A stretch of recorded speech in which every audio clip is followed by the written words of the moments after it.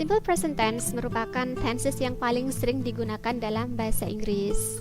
Nah, berikut ini adalah fungsi dari simple present tense.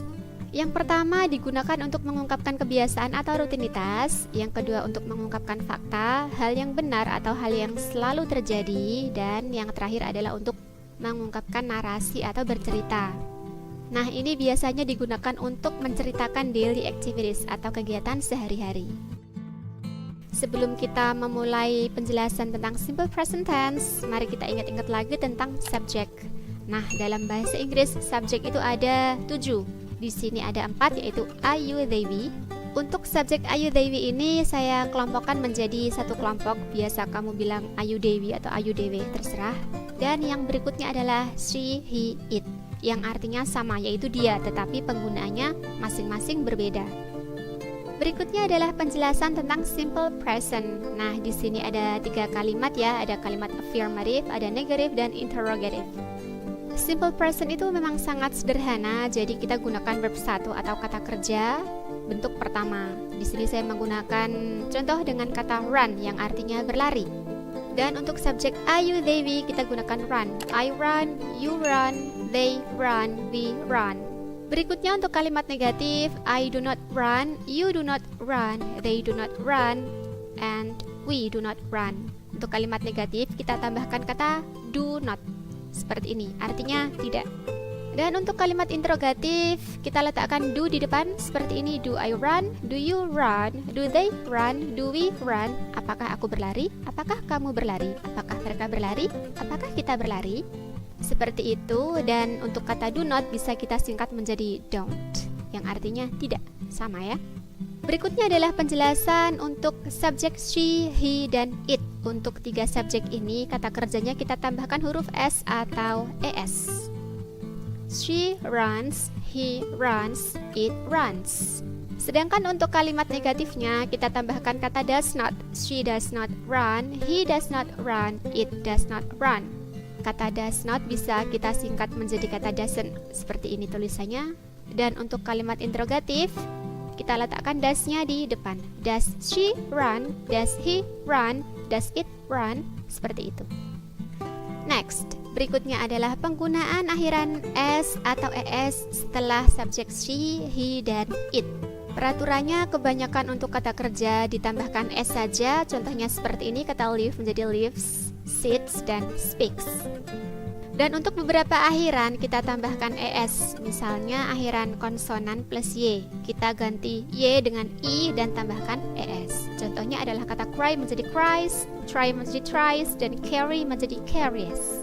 Kemudian selain itu akhiran s, akhiran z, akhiran ch, x, sh, dan o kita tambahkan es juga.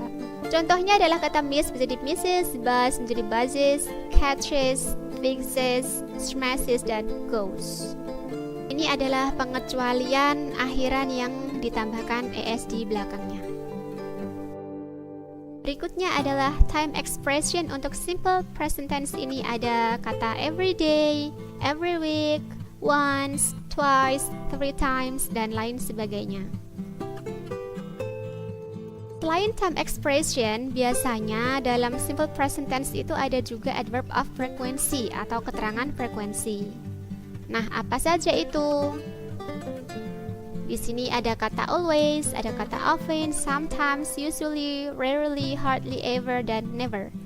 Nah, untuk memudahkan penjelasan kalian, saya akan memberi bintang pada kata always. Nah, di sini ada 7 bintang, jadi maksudnya seperti ini. Dalam 7 hari kalian melakukan kegiatan tersebut setiap hari. Selalu ya, always. Jadi ada 7 bintang. Always, selalu. Berikutnya adalah often. Saya berikan 6 stars, 6 bintang, sering. Sometimes 4 stars, 4 bintang. Usually, biasanya 3 stars, 3 bintang. Rarely, jarang, 2 bintang. Dan hardly ever, 1 star. Jadi hampir tidak pernah ya dalam 1 minggu kamu melakukan suatu kegiatan hanya 1 kali saja. Artinya kan hampir tidak pernah. Dan untuk never, no star, tidak ada bintang sama sekali karena tidak pernah melakukan suatu kegiatan. Next, example.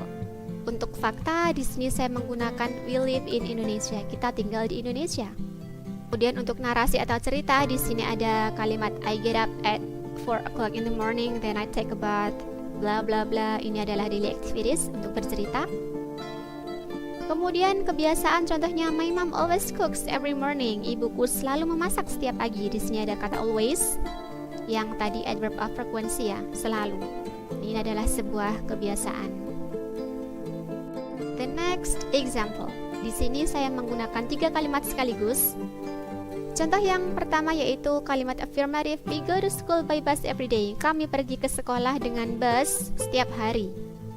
Kalimat negatifnya menjadi we don't go to school by bus every day. Kita tidak atau kami tidak pergi ke sekolah setiap hari dengan bus. Dan kalimat interrogatifnya menjadi do we go to school by bus every day? Apakah kami pergi ke sekolah dengan bus setiap hari? Seperti ini ya, perbedaannya sangat jelas sekali. We go, we don't go, dan do we go. And the second example is the sun rises in the west. Matahari terbit di barat. Akan menjadi the sun doesn't rise in the west. Matahari tidak terbit di barat.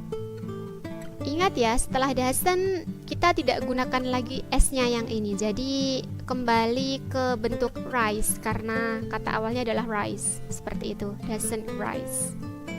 Dan untuk kalimat interrogatifnya kita letakkan does-nya di depan. Does the sun rise in the west? Apakah matahari terbit di barat? Jadi jika sudah ada doesn't atau does seperti ini, kita gunakan rise kata awalnya saja. Kita tidak menggunakan s lagi ya. Jadi s-nya hanya untuk kalimat positif saja. Nah, sekarang bagaimana cara menjawab pertanyaan yang diawali dengan kata do and does atau kalimat interrogatif yang tadi? Berikut penjelasannya. Pertanyaan yang diawali dengan do, ingat ya, do ini untuk Ayu Dewi atau Ayu Dewi. Kita gunakan do juga sebagai jawabannya. Maksudnya seperti ini, do I play game? Yes, I do. Atau no, I don't. Do you play game? Yes, I do. No, I don't. Untuk subjek you ini kita jawabannya pasti A ya. Jadi apakah kamu bermain game? Yes, I do. Ya. Atau no, I don't. Tidak. Kemudian untuk subjek they, do they play game? Apakah mereka bermain game? Yes, they do. Atau no, they don't. Do we play game? Yes, we do. Atau no, we don't.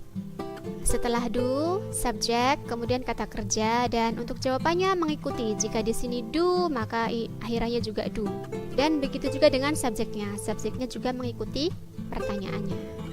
Sedangkan untuk does yang digunakan oleh she, he, it masih sama. Jadi kalau does maka jawabannya juga does. Does she play game? Apakah dia bermain game? Yes, she does. Atau no, she doesn't. Does he play game? Yes, he does. Atau no, he doesn't. Does it play game? Yes, it does. Atau no, it doesn't. Seperti itu. Jadi kalau do, jawabannya do, dan don't. Kalau does, jawabannya does dan doesn't. Seperti itu ya.